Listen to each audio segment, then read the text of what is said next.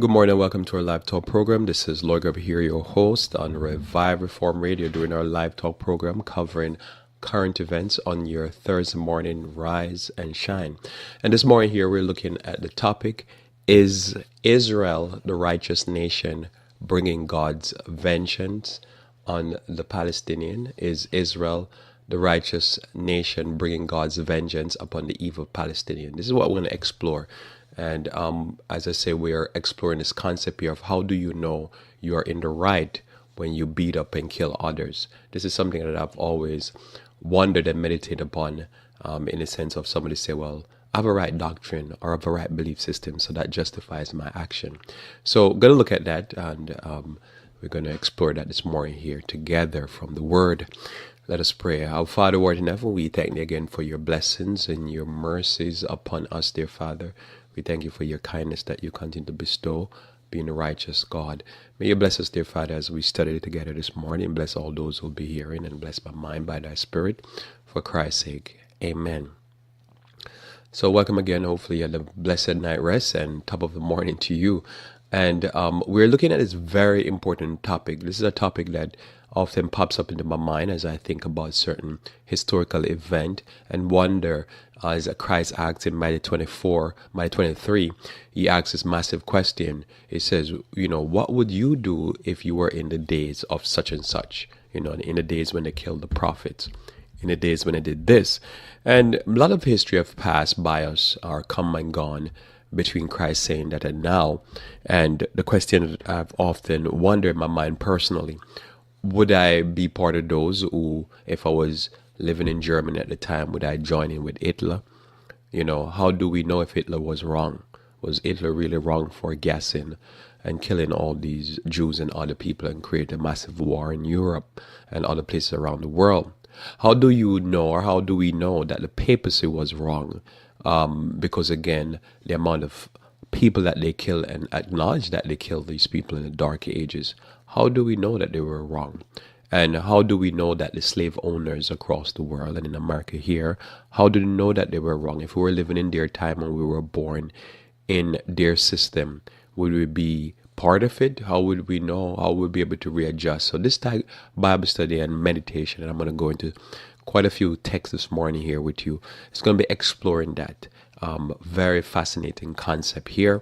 And the question again is Israel the righteous nation bringing God's vengeance? That's my per se topic on the evil Palestinians.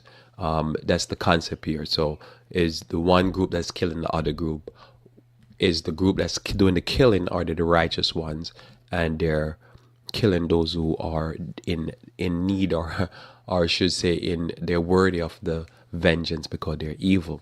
So how do you know if you are right when you beat up and kill others? That's the question that I want to explore with you. And we start off this morning by reading Romans chapter 1 verse 28 through 32, and we're looking at verse 32, but I'm going to read verse 28 onwards for context. And it says here, and even as they did not like to retain God in their knowledge, God gave them over to a reprobate mind to do those things which are not convenient, being filled with all unrighteousness, fornication, wickedness, covetousness, maliciousness, full of evil, murder, debate, deceit, malignity,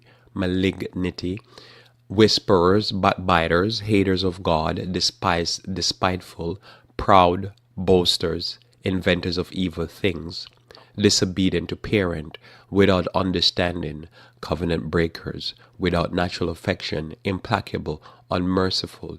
So not just listing the whole concept of homosexuality in the middle of the verse or the chapter, but he lists all these things here. And notice here now the main point. I'm going to verse 32. It says, who knowing the judgment of God, that they which commit such things, plural, are worthy of death, not only do the same, but have pleasure in them that do them. Right. So the question here, is Israel the righteous nation bringing God's vengeance on the evil? Well, here he says that there are people who know God's judgment, not so much know their judgment, because my thoughts on what should be the result of sin is different from God. It's just simply saying that There's people who know what God's judgment will be and is, how God pronounced on certain behavior. But it says they're doing certain things. They know that it's worthy of death. So one could say, well, if one group killed the other group, then the group that's doing the killing could know that the person who is there killing is worthy. But he says that they do the same and have pleasure in them that do them. So this is where things become tricky in the question. The question is, how do we know that Hitler was wrong? Or how do we know the papacy was wrong? Or how do we know that the slave owners were wrong? Because one could argue it from the point of view that the person who is carrying the vengeance is actually doing it to people who are worthy of that, and they themselves are not doing it. But here Paul says in Romans chapter 1 verse 32 that there are people who know that God is against certain behavior, but they themselves practice the same behavior and have pleasure in people who do it. So how do you condemn and kill somebody who's doing something that you are doing?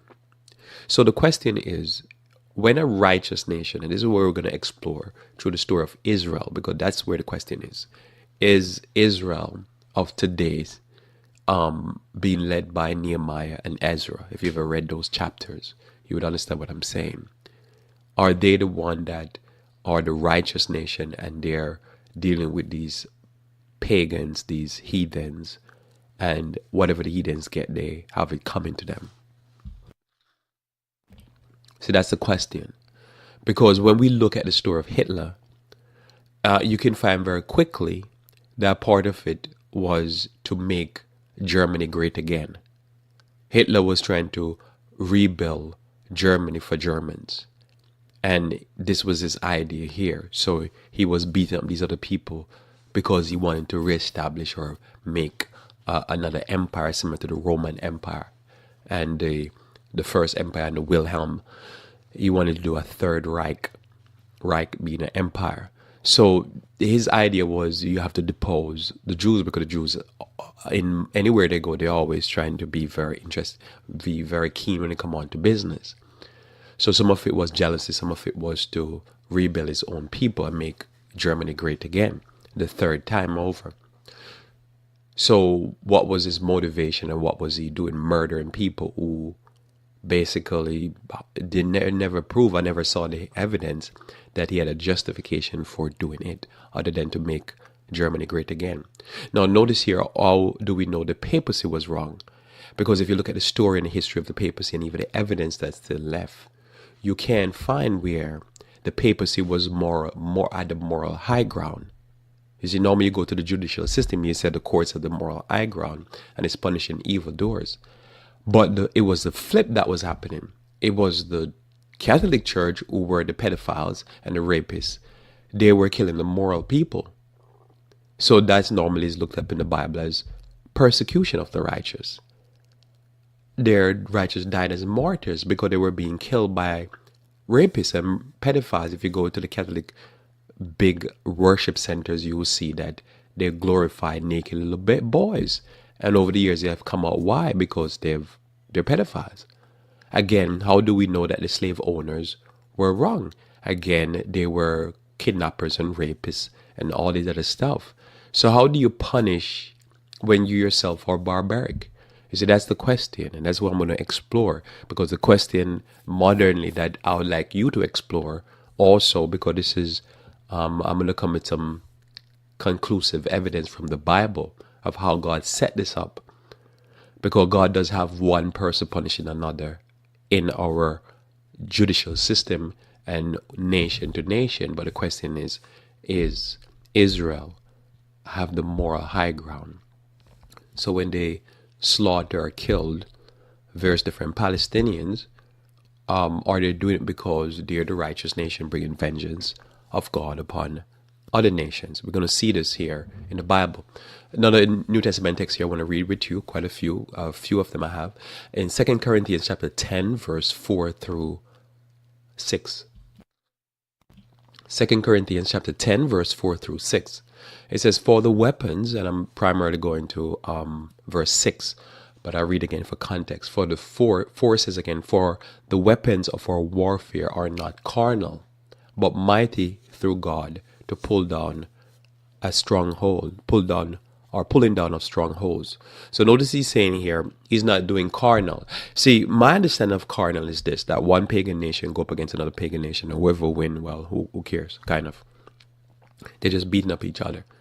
That happen all the time. Wars of conquest. People just basically have a war to steal others' property. So their issue is not a religious war of who is more moral or who has the high ground and who can say more than the other. So whatever the claim is, so when a nation go up against another nation and they're just fighting for spoils, you normally just you don't investigate that. You just say, well, it's just one group of people stealing from another.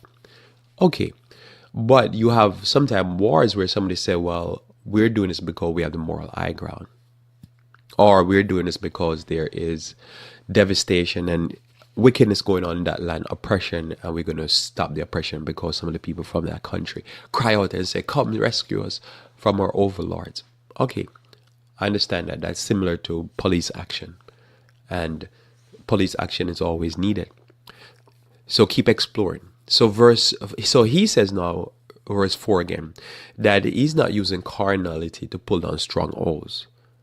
He's using the concept of military. And he's saying, we're not deceiving people to try to pull down, to get people to do right. We're using truth and proper practices. Verse 5, casting down imaginations and every high thing that exalted itself against the knowledge of God, and bringing into captivity every thought to the obedience of Christ. Now to my main verse here. And having a readiness to revenge all disobedience when your obedience is fulfilled. Now notice here, this is why I came to verse 6.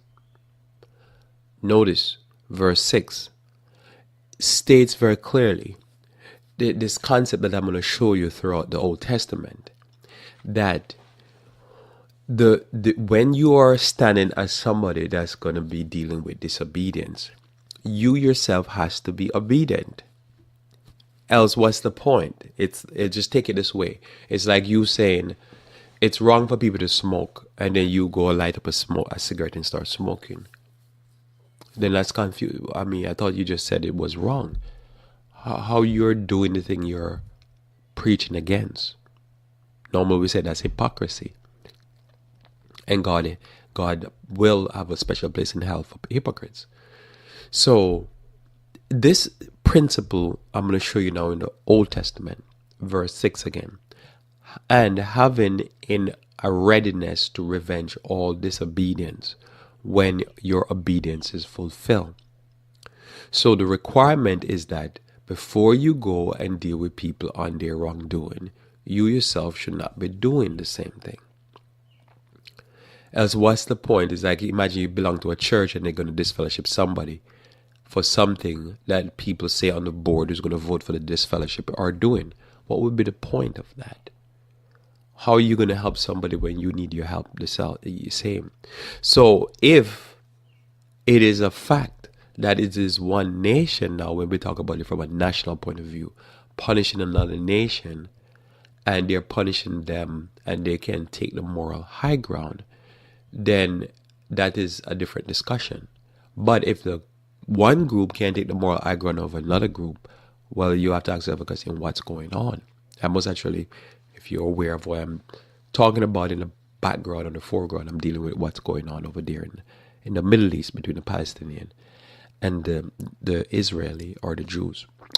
Keep that in mind. So let's go to this idea for righteous nation. Deuteronomy chapter 7 verse 1 through 6. Deuteronomy chapter 7 verse 1 through 6.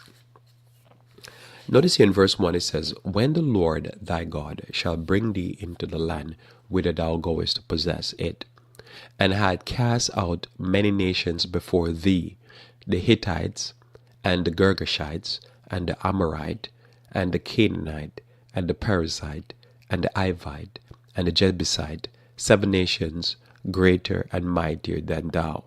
So we pause there. So the Jews were being brought in to dispose. This was now an issue that many people have in the Bible, and I'm sure you're familiar with this issue, that why would God use his people to punish other people who are not right? Right? People question that. Well, this is how it is this is part of the narrative of world's history. God will bring up one nation against another to punish them for not doing the right thing. And today we have it in this world just the same way. You have a situation where you have the judicial system, according to Romans, that purpose there is to minister to the business of taking care of criminals. And if you're not a criminal, then you don't worry about it. But if you're a criminal, you're going to get dealt with. So that's where now the question is Israel the righteous nation bringing God's vengeance upon the evil Palestinians? This is where that question comes from. So here God was going to make them possess the land of these Canaanitish people. These were the Semitic people of that time. Verse 7. And when the Lord thy God shall deliver them before thee, thou shalt smite them and utterly destroy them. Thou shalt make no covenant with them, nor show mercy unto them. Neither thou shalt make marriages with them. Thy daughters thou shalt not give unto his son, and nor his daughter shalt thou take unto thy son. For they will turn away thy son from following me, that they may serve other gods. So will the anger of the Lord be kindled against you, and destroy thee suddenly. But thus shall ye deal with them. Ye shall destroy their altars, break down their images, cut down their groves, burn their graven images with fire. For thou art, now notice verse 6 now, thou art a holy people unto the Lord thy God. The Lord thy God hath chosen thee to be a special people unto himself above all the people that are upon the face of the earth. So notice here the comparison. You're going in to dispossess and to remove and to destroy, to punish severely a group of people that are very immoral, that are pagan worshippers, and that are very vicious even to their own children. The judgment of the Lord is upon them. The condemnation of the Lord is upon them. But notice the Lord says, but you who are going in, thou art a holy people and special. So the idea of these people, the Jews, going in to dispossess these are the group of people over here, was based upon their holiness and their commitment to God. It was not based upon the fact that God was just removing one group of people for no reason. There was a logical line of reason that I'm going to share more text with you for the next coming minutes. And when you look at this, you can understand why I asked the question, is Israel the righteous nation, bringing God's vengeance upon the evil Palestinians?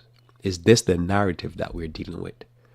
Because I'm thinking why the reaction to it, to the killing of the Palestinians, the removing them off the land, is because people are reading this text and they're saying this text applied to the Jews.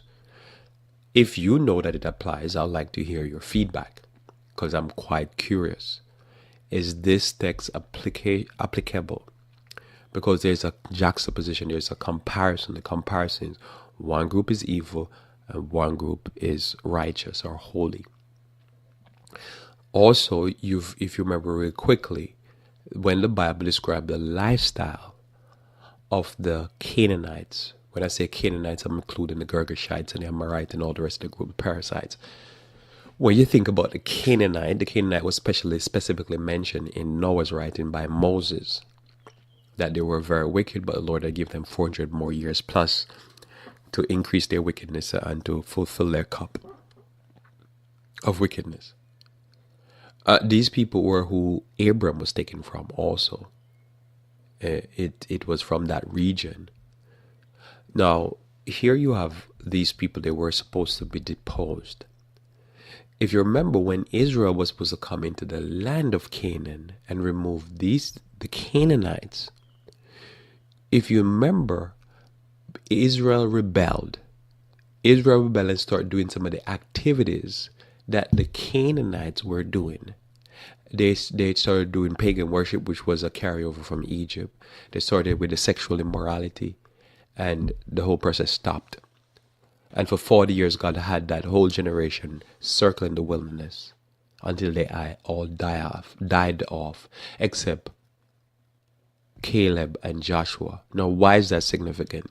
Because in order for God to bring the Jews or the Hebrews into Canaan to depose the people that were there, they would have to be living a different type of lifestyle.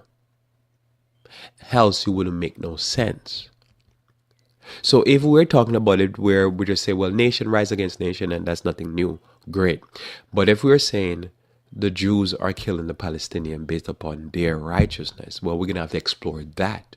And evidence would have to be bring forth to show me that this is a re-fulfillment of the Old Testament narrative about the Jew destroying the Canaanites. And that's God's word, because, you know, there are many people, including many statesmen from America who are religious, like Graham, I can't remember his name, whatever his first name is, from down there in Georgia or North Carolina or wherever. One of the senators, he says, if you have a problem with what we're doing here in Israel, he said, it says you need to take it up with God. So this is what I'm doing here this morning. I'm like, okay, let's go into the Bible and let's explore here, because I'm going to remind you before I go to my next text. When God brought the Jews into the land, it was after the rebellious idol worship, sexual immorality, meat eating Jews died off. Then God says you can take over the land and you can remove them. I remember God says, I'll fight the battles for you. You just many a time have to just be there. I'll dispose them. I'll wipe them out slowly, because I don't want the land to be overrun, because I don't want to wipe them out all of a sudden. And then when the land is wiped out, when they wiped out of the land, then the land become overrun with all kind of animals and insects. So the Lord says, I'll do it for you. I'll fight your battles, but you have to be part of the process. And if you remember many of the stories, the Jews did very little activity. Most of it was done by God. But anyhow, so when you go back to this story, the criteria, and I'm going to show you multiple texts coming up, the criteria for the Hebrew under the leadership of God himself, clearly, there was no question about it. Even the pagans said God was with them.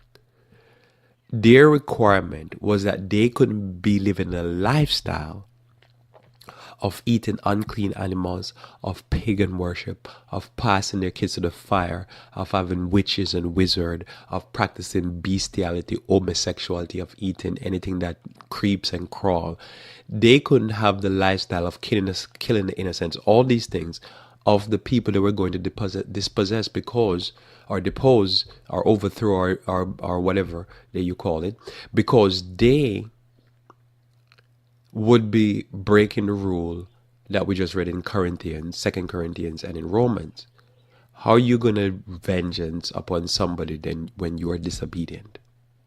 How are you going to be casting out people who are doing the same lifestyle as you do? And what I'm going to show in the next few minutes also is that when the Jew start practicing the lifestyle of the Canaanite, God removed them. God overthrew them, which was just. Because remember, God is always just. We might not accept God's methodology of using one group of people to remove another, but we can accept the methodology that God is not unfair. And so what I'm showing you here, God was not using a Jew to overcome and to throw out people while the Jews were practicing the same lifestyle. Let's go now to next text here. John chapter 8, verse 4 through 11. John chapter 8, verse 4 through 11. Very familiar passage of scripture. And the woman caught in adultery. They say unto him, Master, this woman was taken in adultery. Verse 4, John chapter 8. This woman was taken in adultery in the very act So the guy was right on top of her. So the guy was caught with her. All right, or she was on top of the guy. Now Moses in the law command us that that such should be stoned. But what says thou? This they said, tempting him, that they might have to accuse him. But Jesus stooped down and with his finger wrote on the ground, as though he heard them not. So they came, and you're familiar with the story. In the law of Moses, in order for the person to be stoned, two people had to be stoned. So the mere fact they kind of gave it away, they say she was caught in the very act. So that she was caught with the guy, but where's the guy? The guy was not there. It was just a ploy. So this is where now everything has to be analyzed. Because notice Christ here didn't say that Moses' statement was wrong. Christ didn't say that she was not caught in adultery. Christ didn't argue with the Old Testament because that was the Bible, and that Christ was the one that gave the rule. Christ is against adultery. And Christ said for the act of adultery, take them outside and bring them out back and stone them. In our modern day, we wouldn't stone them with stone, we'll stone them with lead or copper, and we shoot them in the head. So this is how we do it. Nothing has changed. People say, oh, things change. How things change? People stone people all the time today. They just stone them with bullets. So anyhow, verse 7. So when they continued asking him, so he's there writing as if he didn't hear them, and they're still running their mouth. He lifted up himself and said unto them, he that is without sin among you, let him first cast a stone at her. Right? So this sin was, they already broke Moses' law. The other sin was, just imagine the sickness of their mind to set up this whole scene and set this woman up so that they can get Christ. She was a pawn in their hand. Christ did the right thing. She was just being used.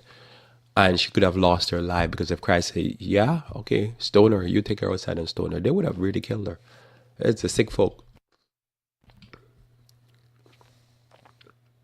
Verse 9 says, and they which heard it, being convicted by their own conscience, went out one by one, beginning at the eldest, even unto the last. And Jesus was left alone, and the woman standing in the midst. So, verse 8. I missed this big part. I know I missed something. Verse 8. And again he stooped down and wrote on the ground. So Christ is there writing. We understand Christ is basically writing out their sins. Notice now they start to walk away, the oldest, because normally they say it's just old and sinful. So if anybody, let's start with you old guy here, because you have a lot of sin.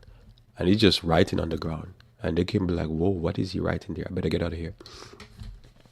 He who is without stone. So notice the principle. Whether we're reading Deuteronomy, we're reading 2 Corinthians, Romans chapter 1, we come now to Jesus' statement. Christ doesn't say it's wrong to throw the stone. Christ is saying, in order for you to throw the stone, this was the Old Testament rule, you yourself couldn't be practicing, or you yourself couldn't be doing the evil.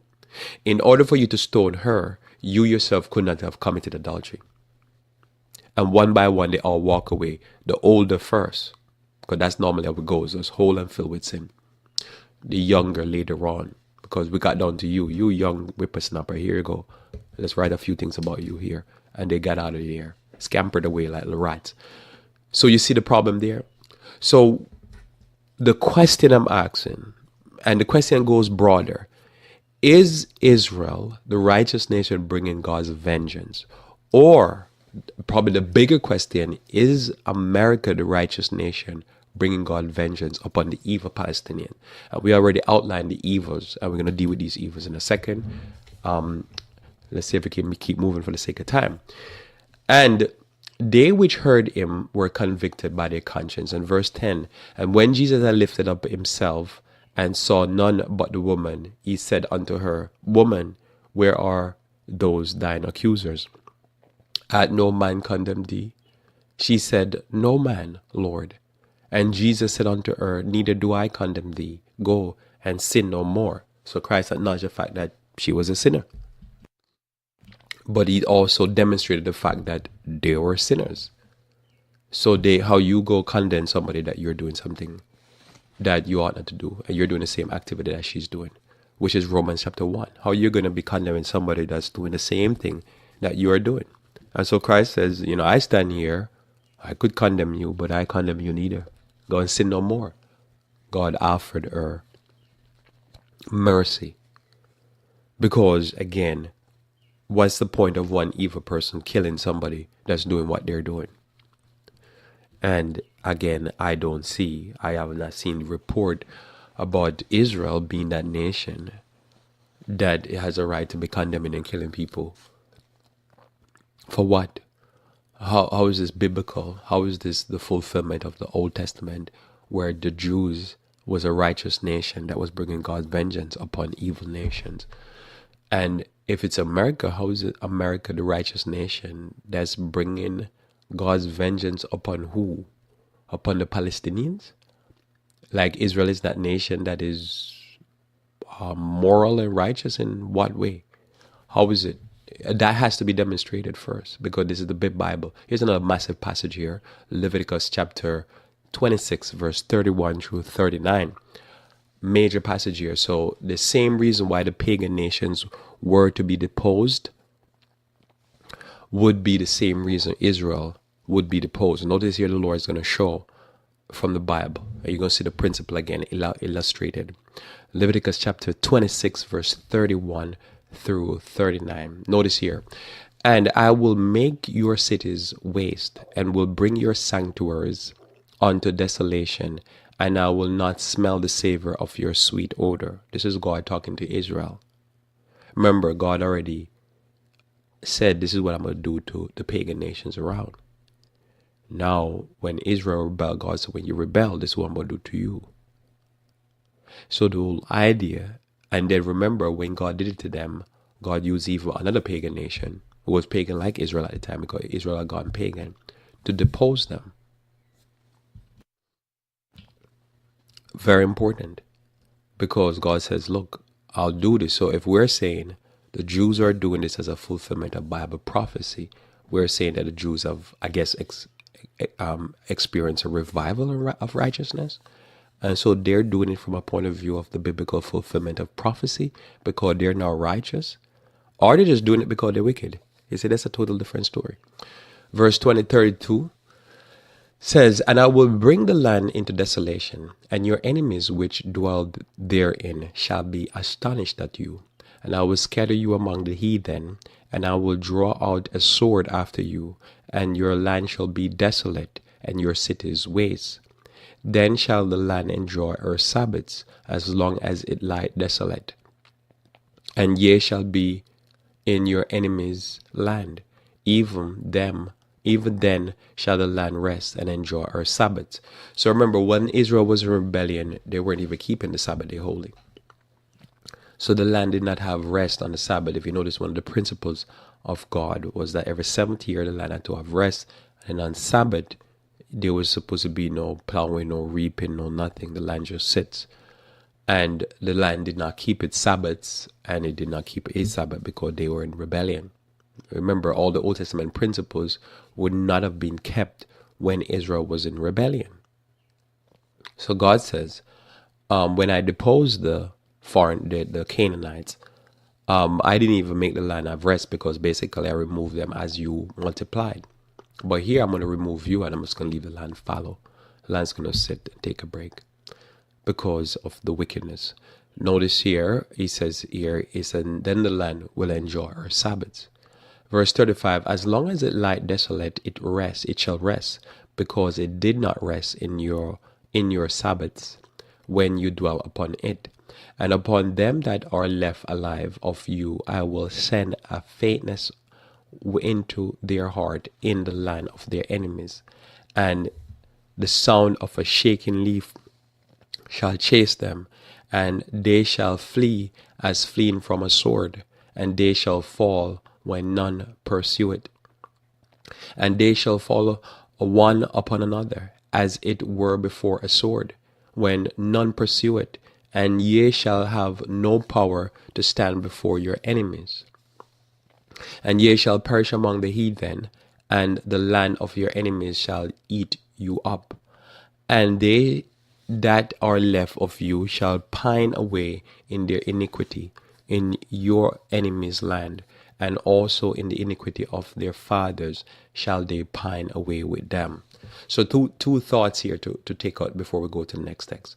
Notice here in this text, it says they shall have faintness of heart.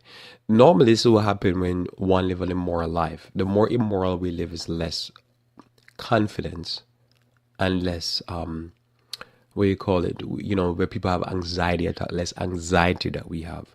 The more immoral is the more anxiety, the less immoral is the less anxiety. The more immoral is the more we have no confidence, we have very lot of guilt. If you notice, they have done many research and showed very clearly, demonstrate very clearly that in some of the most poor ghetto, poverty-stricken areas are the most immoral areas. Highest amount of smoking, highest amount of prostitution, highest amount of homosexuality, suicide, all these things, they converge in those areas. Because the more immoral lifestyle, the more filtered the language, the more, outlandish and crazy the dressing. It doesn't lead to more confidence. Persons say, the person is confident because they can walk down the street in their underwear. That's normally a sign of mental illness. You're losing your mind because you're so dying for attention and for an eye to look at you that you just want to just take off your clothes. Just anything to get some attention and to feel validated. And that validation is an immoral validation. So you go and you look at the numbers. You see the certain neighborhoods there, you can't get fruits and vegetables to be served. They don't eat. The diets are horrible. They're receptacles for some of the worst drugs. Some of the worst drugs that are coming out of China. The more demoralized the person, the more immoral the person lives, the more demoralized they are. You're not going to go to somebody who's a prostitute who all day long just get themselves abused, whether it be male or female prostitute, and think this is going to be a person that is of integrity and has moral standard, have a backbone there, they have confidence. No, it's going to be a person that just feel whipped in life. It's just part of life. So when you look at it, this is part of the thing. So you see, Israel, when they rebelled against God, it didn't build their confidence, it built their fear. It built it weakened their mind. Disobedience weakened the mind. I don't care how somebody will defend, but God can, God is merciful. Yeah, sure, but the end results are always follow. God's mercy doesn't mean that God does not deal or the results of sin does not affect us. You live in an environment where there's so many, so many abuse, physical abuse, sexual abuse. The people who come out of those abuse, they don't end up very strong-willed. They end up even allowing themselves to be abused more. You say, why do you allow yourself to be abused more? I don't know. Okay. Because that's just their lot and part in life, they think. So immorality doesn't bless. So then the question, is Israel the righteous nation bringing God's vengeance upon evil? I don't see how this is making Israel better. Because when you put, I saw a headline, and the headline stated yesterday or the day before, that Israel policy is an eye for eyelash. So if you plug up one of a Jewish person eyelash, they gouge out your eye. How does that make you better? That's going to make you more fearful in the long run because you look barbaric. And the justification is not there. Because how do you practice the lifestyle of the pagans and then try to kill the pagans? If you say you are God's people, how do you practice an immoral lifestyle? A lifestyle that's very racist and very inclusive and very greedy for money and all kind of stuff like that. So much of Hollywood is produced by people who are from Jewish religious belief system. This is crazy. And then you turn around and say, you are going to kill these people because they're immoral?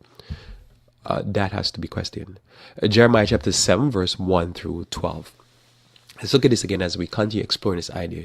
Is Israel, the nation of Israel currently, because in the Old Testament, they could never go into the land and remove the Canaanite until their morality was up to par.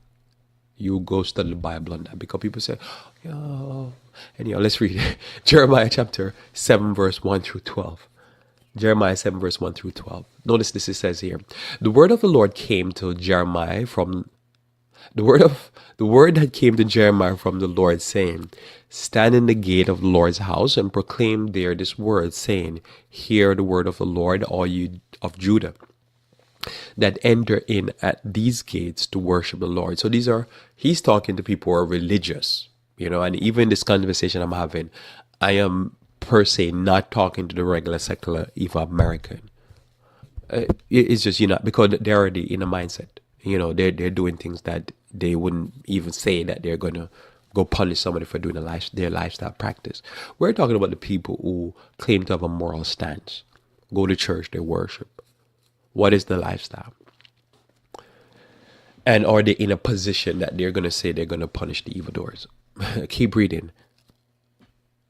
Verse 3, thus says the Lord of hosts, the God of Israel, amend your ways and your doing, and I will cause thee to dwell in this land. So the criteria for the Jews at the time before the destruction by Nebuchadnezzar to remain in the land was to change their ways. The criteria for the Jews at the time of Christ and his disciples was to amend their ways, and if their ways were amended, they would be able to stay in the land. Under Christ's ministry, they didn't amend their ways. Mercy still lingered for another 3.5 years. At the time of the disciples' ministries, primarily for 3.5 years, they still didn't amend their ways. They went and killed Stephen. And although the Lord still gave them mercy for another how many, 30-something years, at AD 70, they were just wiped off the land. They were removed. And this was Judah, according to Jeremiah. That would be those who were living in the city of Jerusalem. So that they had a 10 tribe, the more righteous tribe, the Levi, the Jews, those from Judah, Benjamin, and so forth, the more righteous, moral part of Israel. So that's why I say when we do these texts, we're not talking about per se to the regular secular person. We're talking about people who claim to be religious. So he said here, amend your ways. If you amend your ways, you can stay on the land.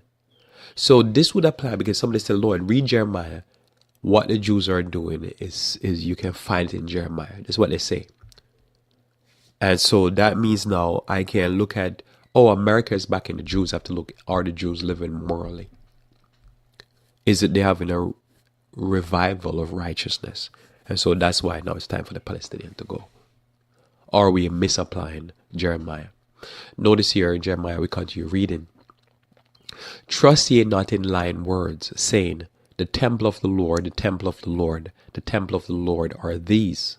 For if ye thoroughly amend your ways and your doing, if ye thoroughly execute judgment between a man and his neighbor, if you oppress not the stranger, the fatherless, the widow, and shed not innocent blood in this place, neither walk after other gods to your hurt, then will I cause you to dwell in this place, in the land that I gave your fathers forever and ever.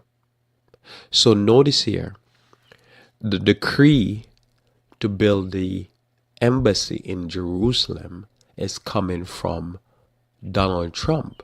Donald Trump also is the one that is pushing forth this type of, not only force the situation here in Israel, but it's also pulling back on the health care for the poor, trying to kick out as much strangers or foreigners out of the land, and not necessarily taking care of those who have not here the principal policies to take care of those who are widows and fatherless. And the fatherless would end up being a lot of time Black Americans. So this, I'm not hearing this. What I'm hearing is the opposite. So to me, it looked like it's a platform, and it's the platform. So is this platform the moral platform now that is coming from the righteous? Because we know that this is coming from the conservative Christians in America who want all these things because they're doing this for God and country. And they're saying, we're doing this to make America great again. And we're doing this because God wants us to do this. This is God's mandate. But yet you see in the Bible here, it says, if you're going to claim the temple, you have to claim righteousness. So this is why when I ask the question, how do we know Hitler was wrong or right? How do we know the papacy was wrong or right? How do we know the slave owners in the past were wrong and right. And how do we know that we're right? Because this is being done by Christians. And the question is, do they follow a line of righteousness or morality? Or do they have the high ground because they're doing the right? But we will notice the criteria for righteousness is not being met. You can't be a homosexual and passing laws against homosexuality. You can't practice bestiality and pass laws against bestiality. Or you're going to be punish people for doing what you're doing. How does America stand when, again, America is the number one purveyor of homosexuality in the world, number one purveyor of bestiality in the world, the number one purveyor of pornography in the world, the number one purveyor of crazy video games and movies and violent video games and movies and the most filthy languages and all that type of stuff? How do you export that as part of your major part of your economy? And then it says, we have the moral stance and we will show no mercy. That becomes the problem. So here, Israel, those who were saying the temple, they weren't taking care of those who were right, and they were practicing all kind of other paganism. Notice verse 7, then I will cause you to dwell in this place, in the land that I gave to your fathers forever and ever. Behold, you trust in lying words that cannot profit. Will you steal, murder, commit adultery, swear falsely, and burn incense unto Baal, and walk after other gods, whom ye know not? That's a massive question. Will you steal? The theft that happened in 2007, 2008 primarily affected lower income Americans. And then the question is asked, who got the bailout? It was the banksters that committed the fraud, one of the largest theft in American history. And they did the theft, and then they turned around and they benefited off the theft by getting more taxpayer dollars. And then the poor people who lost their house were not benefited. And again, who always received the beat down in America? The black Americans, those who were non-whites, they were the one that had the most foreclosures because they were given the worst loans. Now there's investigations about the loans that have been given, auto loans, because they've showed that if a black person and a white person goes into an auto dealership, the white person with a worse credit will get a better deal. Who is answering for all that? So how does this say, oh, I'm going to take the moral high ground? I want the Palestinians to be murdered because the Jews are God's people. How so? I thought they rejected God. So we keep reading here. And it says here, verse 10, and come and stand before me in this house, which is called by my name, and say, we are delivered to do all these abominations. Notice that question that the prophet asks. You're going to stand here and say, we are delivered to do these abominations, so we can practice these abominations and then take the high ground and say that we're better and we can kill these people for they being the low ground? How is that so? Verse 11 and 12, is this house which is called by my name become a den of robbers in your eyes? Behold, even I have seen it, and said the Lord. But go ye now unto my place, which was in Shiloh, where I set my name at the first, and see what I did to it for the wickedness of my people Israel. So here Israel is a testimony from any nation, whether it be the modern day Israel, the Old Testament is a testimony, or the New Testament a testimony of be careful you're taking a high ground and saying you're doing this for God, because the moment you start invoking God in this thing, God gonna have to deal with you on this, because he says, go and look what I did at Shiloh to my people Israel.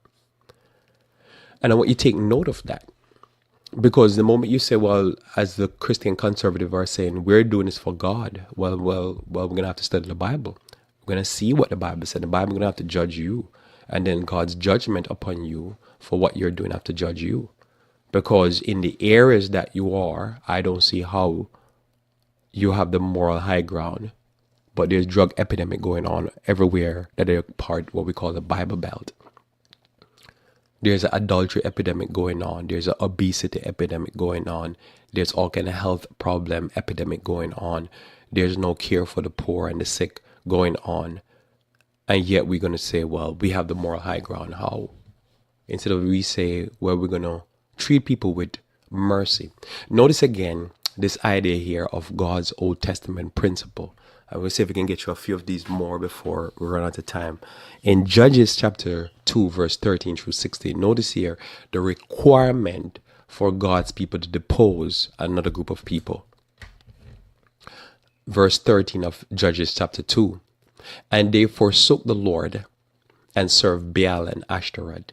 And the anger of the Lord was hot against Israel, and he delivered them into the hands of spoilers that spoiled them, and he sold them into the hand of their enemies round about, so that they could not any longer stand before their enemies. Whithersoever they went out, the hand of the Lord was against them for evil, as the Lord had said, and as the Lord had sworn unto them, and they were greatly distressed. Nevertheless, the Lord raised up judges, which delivered them out of the hands of those that spoiled them. This has been the story of Israel. If you get that narrative there, Israel would rebel, and then the moral high ground was lost, and they became the prey. Or they became the prey, or the predators preyed upon them. So it was a matter of their moral stance. And so this is why when you look at the situation there, because somebody said, well, Lord, don't you see right now Israel has the dominance in the Middle East? How so? You're living in a neighborhood where your life is in danger every day. There's groups within your communities that are saying that they're going to wipe you out. And the more you act in a certain way, you legitimize evildoers. You're basically stoking the flame of your own destruction. How is that so? As the Bible says, you get up every day and you wish it was day. Or when it's night, or when it's night, you wish it was night because you're in fear. How is that so? Being more unkind and unmerciful to those who are practicing the similar lifestyle as you, not going to make you be in a better position. I would think that if me and you in the same boat, that I'll actually be more merciful to you. How me in the same boat with you and I'm practicing the same lifestyle and I'm going to turn and condemn you. And I might not condemn myself. I'm going to turn and beat you up. As you know, the problem here that I'm dealing with is the fact that how you have, like you remember the Rockefeller drug laws, you pass laws to lock up people who use certain drugs only to find out that you're using the drugs at a higher rate than the people you're locking up. And then now when God's punishment come and your own kids start to die of drug overdose, you start say praying for mercy. But you didn't think, wait a minute, I should have had mercy on the kids that we were locking up. You cannot, just in case somebody missed anything I'm saying, you cannot be harsh when you yourself are doing worse. How are you going to be harsh against people? That's not only hypocrisy, that's just pure wickedness. How are you going to be so harsh and beat up on people when you yourself are practicing things that are more worthy of stripes? Because you know better. And when you do this as a person, as I guess if a person is Christian but they have lost their minds, they forget that God will step in. And God will start to punish because of the immorality. Because we cannot expect as a nation, talking about United States here, to go in and say, give carte blanche approval to the Jews and say, just kill as much Palestinians as you want. Who cares? Take it up with God. And then don't expect that to come back from God. Because no matter how much the terrorist does, they can't resist America. But God will deal with America for this. Because again, you cannot just have people be murdered because they're poor and they're less fortunate. And you can't say, well, they're more immoral, because I've not seen the demonstration that Jews are more of the moral high ground. They claim more Bible and talk more Bible, but I don't see it. Unless that is demonstrated, which is never been, I've never seen it demonstrated. And if you have any video or any evidence to demonstrate that, yes, the Jews is at the moral high ground so they can kill as much people as they want, I'll investigate. I'll want to see. But you cannot do that, because when you do that, you call on the wrath of God upon you. Because somebody has to pay for the blood of people being killed because they're poor and because they go in the street and demonstrate. And we've seen this, and we're seeing this right now in our face. When America in the 80s and 90s thought it was a joke to just lock up all these black men and put them in prison for dealing with, marijuana and stuff like that. Now we see we're burying our young white men because we had no mercy. And it wasn't even a matter of mercy. It was a matter of just pure wickedness. Because we knew that all human beings were susceptible to drugs and use drugs. But we refused to police those in the white communities. Now, we don't have to police them. They're just dying. Because God is not sleeping. We can't be so wicked and know that we're doing worse than the people we're beating up. And then claiming the moral high ground because we can throw 2 Bible scriptures around. Say we can go to another one. Joshua chapter 7 verse 10 through 13. Look at this. And the Lord said unto Joshua, get thee up. Wherefore liest down thus upon thy face? Joshua was mourning because Israel had lost in a battle. Israel hath sinned, and they have also transgressed my covenant, which I commanded them. For they have even taken of the accursed thing, and have also stolen and dissembled also, and they have put it even amongst their own stuff. And, the Lord called Joshua to remove the accursed thing. Deuteronomy chapter 9, verse 4 through 8. I just have to skip that. Joshua takes you familiar with Achan stealing. God's people lost the battle because they were weak, because of the immorality. You beating up people for doing a certain act that you're doing. You taking the accursed thing, but you are saying that they need to be destroyed for taking the accursed thing. What's the point? What's the point? Deuteronomy chapter 9, verse 4 through 8. So notice the wickedness and overthrow. And let's read this. It says, speak not thou in thy heart after that the Lord thy God had cast them out before thee, saying, for my righteousness hath the Lord brought me in to possess this land.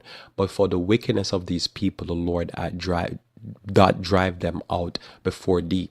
So even though I say Israel had the moral high ground, there was a certain immoral level that if they practiced, they wouldn't go in.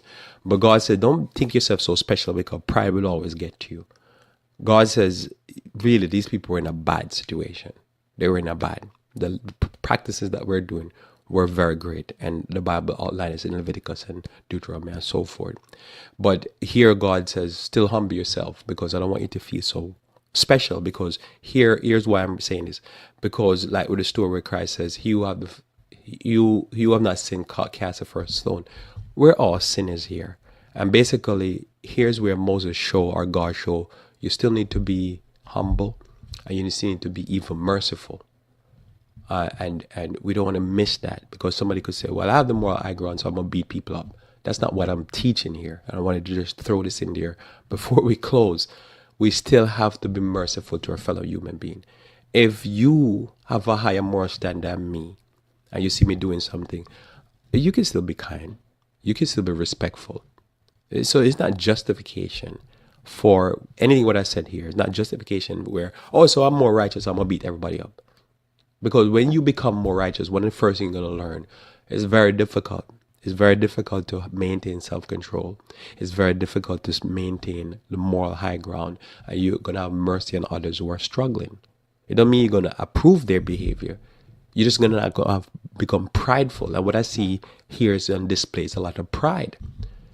It's these people thinking, look at me, I have all these nuclear weapons so I can beat everybody up. This is what the slave masters had. This is what Germany thought. This is what the Hitler or the Pope thought. They thought they could beat everybody up because they were at the moral high ground. And they didn't know that God was against them. So it says, not for your righteousness or for the uprightness of thine heart dost thou go to possess their land, but for the wickedness of these nations the Lord doth drive them out before thee, and that he may perform the word which he had sworn to thy fathers Abraham, Isaac. Understand therefore that the Lord thy God doth giveth thee not this good land to possess for thy uprightness, for thou art stiff-necked people. Remember and forget not how thou provokest the Lord thy God to wrath in the wilderness. For the day thou did depart out of the land of Egypt until ye came into this place, you have been rebellious against the Lord. Also in Horeb ye provoked the Lord to wrath, so the Lord was angry with you and to have destroyed you. So remember, all those people that provoked the Lord were destroyed. So you don't want to miss that. They still had to come to a level of righteousness, but You have to remember where you came from and be still kind to those who are still struggling with what you're struggling with.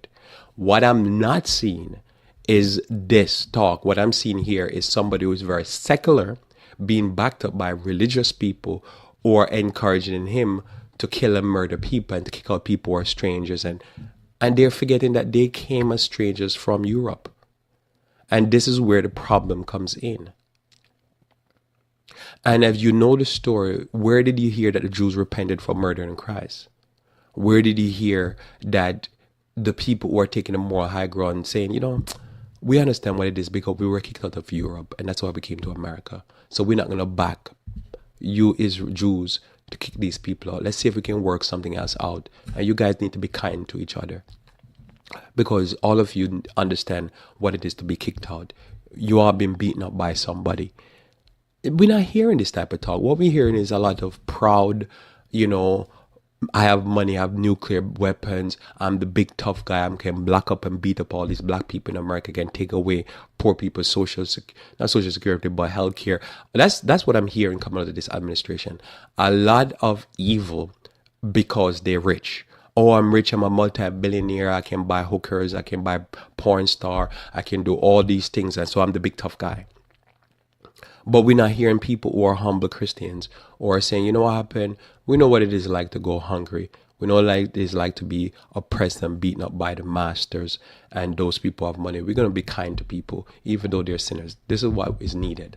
This is not what coming out of America. This is not coming out of Israel. Israel say, oh, look at us. We were killed and murdered by the Nazis. So now we're going to kill and murder Palestinian. How that makes sense? How that makes sense? And this is where the problem is. So Israel is not that righteous nation. Because I know what righteousness sounds like. Righteousness is not proud and vengeful. Who God is using to depose evil people. Israel is not that humble nation. And it's definitely not America with all the pornography and murder and mass murders coming out of America. Not that nation. What we need is more talk of mercy and kindness to those who are less fortunate. Let us pray. Thank you, Lord, again for your love towards us. Thank you for saving us while we're yet sinners, dear Lord, and call us to preach the message of reconciliation, the message, dear Lord, of mercy to our fellow human being, and your mercy and love to our fellow human being. May you bless us, dear Lord, that we might not take pride and take, whatever accolades or whatever accomplishments we have and use it to beat up those who are less fortunate or those who are sinners and messed up just like we were. May you be with us, dear Father, that we might continue to overcome sin, and may we always walk humbly before thee. This is my prayer in Jesus' name, amen. Thanks for being with me here on Revive Reform Radio. Looking forward to talking to you tomorrow morning where we should talk about wisdom for living. Until then, I pray that you may walk humbly before your God.